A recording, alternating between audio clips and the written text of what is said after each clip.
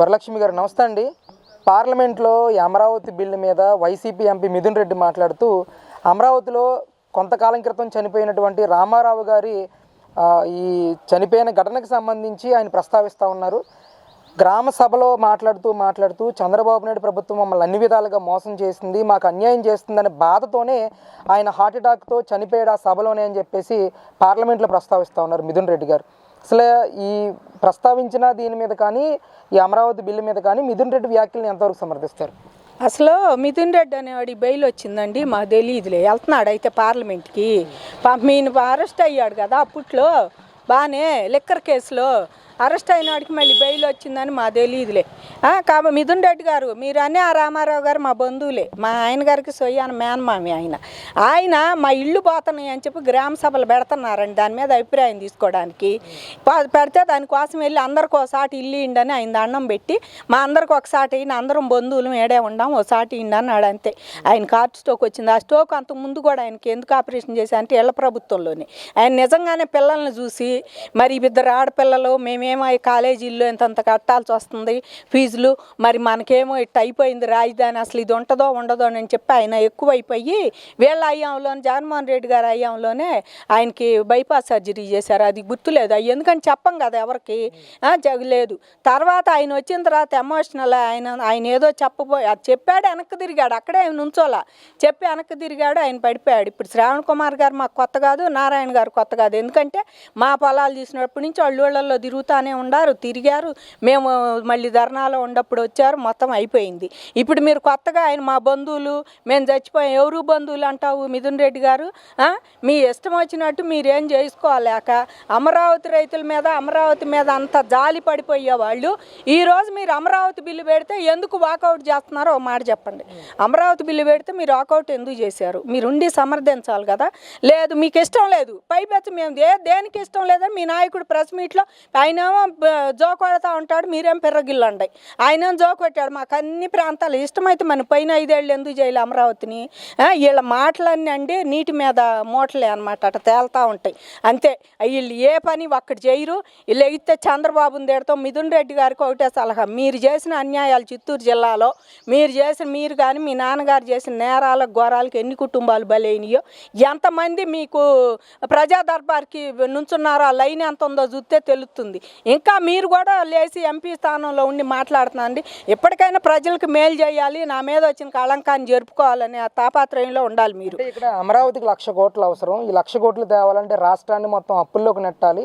ఈ అప్పుల భారం అంతా కూడా ప్రజల మీద నెట్టే ప్రయత్నం చేస్తోంది కూడా ప్రభుత్వం. అందుకే ఈ అమరావతి బిల్లుని మేము వ్యతిరేకిస్తున్నామని చెప్పేసి కూడా మిథున్ రెడ్డి మాట్లాడుతూ ఉన్నారు. అమరావతి బిల్లు 1,00,000 కోట్లు ఈయన ఇచ్చాడండి. 1,00,000 కోట్లు అవుతాయని వీళ్ళకి చెప్పాడే అనుకో. చంద్రబాబు గారు అన్నారు మాట వరుసకి 1,00,000 కోట్లు. ఇంకా మాది 8,000 ఎకరాలు ఉంది పొలం ఇక్కడ. ఎకరం ఇంకా 8,000 ఎకరాల పొలం ఉంది ఇక్కడ. అది చూపించే వాళ్ళ కంపెనీలు కానీ కాలేజీలు కానీ అవి తీసుకొస్తున్నా చంద్రబాబు గారు అది చూపించే తీసుకొస్తున్నారు. లోను ఇస్తున్నారు, చూపిస్తేనే కదా లోన్ ఇచ్చేది. పక్కన మరి ఆయన ఏషియన్ బ్యాంక్ కానీ వరల్డ్ బ్యాంక్ కానీ లోన్ ఇస్తున్నారు. మీకేంది బాధ? ఇవాళ 68,000 కోట్లు పెట్టుబడి వచ్చింది, టక్ పనులు జరుగుతున్నాయి. షిఫ్ట్లు వారీగా రేత్రి బగళ్ళు చేస్తున్నారు. మాట్లాడితే 1,00,000 కోట్లు అన్నాడు, 1,00,000 కోట్లు అన్నాడు, 1,00,000 కోట్లు అన్నాడు అంటే ఏం దాని అర్థం మాకు తెలియలేదు. అంటే ఇక్కడ ఏం చెయ్యొద్దనే విశాఖపట్నంలో అయితే ఒక గది తీసుకొని పెడదాము, మన పని అయిపోద్ది. ఈ అమరావతిలో 33,000 ఎకరాలు ప్రపంచంలో ఏ విధంగా లేని విధంగా మేము భూములు ఇచ్చామండి పూలింగ్లో, ఒక్క వైలెన్స్ లేకుండా. అట్లాగే మాకు ఏ విధమైన ఘర్షణ లేకుండా పార్లమెంట్లో నువ్వు అనపోయినా కూడా ఇది రాజ్యాంగబద్ధం తప్పకుండా జరుగుతుంది. ఎందుకంటే ఎవరికి లేదు రాష్ట్రాలు వంతే అంటే అన్ని రాష్ట్రాల్లాగా లేదు కదా మన రాష్ట్రంలో ఇంత పొలం ఇచ్చి మేము చేసుకోమని రైతులు మేము పెట్టుబడి పెట్టాం రాజధానికి. కాబట్టి రైతులను దృష్టిలో పెట్టుకొని ఇది రాజ్యాంగంలో సవరిస్తారో కోర్టులో సుప్రీంకోర్టులో సవరిస్తారో ఏదో రకంగా చేయాలని మేము మనస్ఫూర్తిగా కోరుకుంటున్నామండి.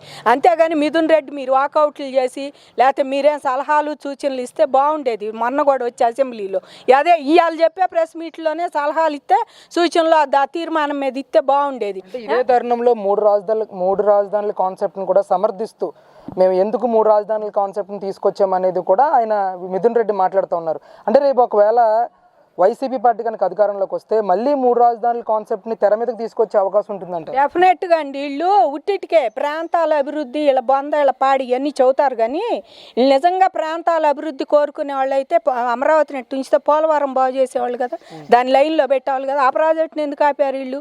పోనీ వీళ్ళకి అంత ప్రేమ గారిపోతే ఉత్తరాంధ్రలో సుజల స్రవంతి ఉంది, వంశధార ఉంది, ఈ ప్రాజెక్టులన్నీ బాబు గారు వచ్చిన లైన్లో పెట్టి ఆపేసినాయి. మీరు అవన్నీ ఎందుకు ఆపేశారు? కాబట్టి పోలవరం ప్రాజెక్టు లేదు, మీరు నీళ్ళ ప్రాజెక్టులు అయ్యి అంటుకోవాలా.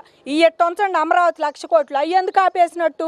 రైతులకి ఎంతమందికి మీకు నిజంగా ప్రేమ ఉంటే, వీళ్ళకి ఆంధ్రప్రదేశ్ మీద ఏమాత్రం ప్రేమ లేదు, టైం పాస్. రేపు వచ్చిన వీళ్ళు 3 రాజధానులని కోర్టులకేసి టైం పాస్ ధోరణే, కానీ వీళ్ళు చేసేది ఏమీ ఉండదు.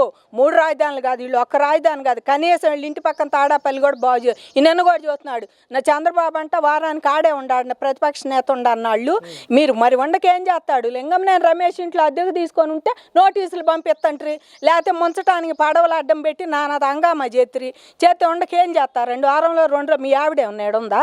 భారతీరెడ్డి ఉన్నాడుందా? చెప్పు, ఈడుందా? నువ్వు ఉంటేనే కదా, నువ్వు ఎప్పుడన్నా నువ్వు వచ్చిన, లేకపోతే బెంగళూరు బాతుంటివి. నువ్వు ఏడుంటావో ఎవరూ తెలియదు, అసలు నువ్వు ఆడపల్లిలో కూడా ఉండవో లేవో కూడా తెలియదు. అలాంటి సిచ్యువేషన్లో ఇలాంటి మాటలు మాట్లాడతాం దారుణం అండి. ముఖ్యమంత్రికి ఇల్లే క్వాలిఫికేషన్ రాజ్యాంగంలో ఏడ లేదు. ముఖ్యమంత్రికి ఇల్లు ఉండాల్సిందే, ఏడ అంటే ఆడ ఇల్లు ఉండాల్సిందే. రాజధాని లేనప్పుడు రాజధానిలో ముఖ్యమంత్రికి ఇంక ఇల్లు ఎందుకు మీరు అనే మాటలు? అది కానీ రాజధానిలో సిబిఐ అని ఈడీ ఉంది, అది ఒకటి బాగా చూసుకొని దాన్ని గౌరవించు ముందు, తర్వాత రాజ్యాంగం గురించి రాష్ట్రానికి రాజధాని ఎక్కడుందో మాట్లాడవచ్చు అని జగన్మోహన్ రెడ్డి గారికి మరీ మనవి చేస్తున్నామండి. ఇప్పటికైనా సిగ్గు తెచ్చుకొని జనాన్ని డైవర్ట్ చేయకుండా ఇంకా మంచి చేయడానికి ఒక అడుగు వేయమని కోరుకుంటున్నాం.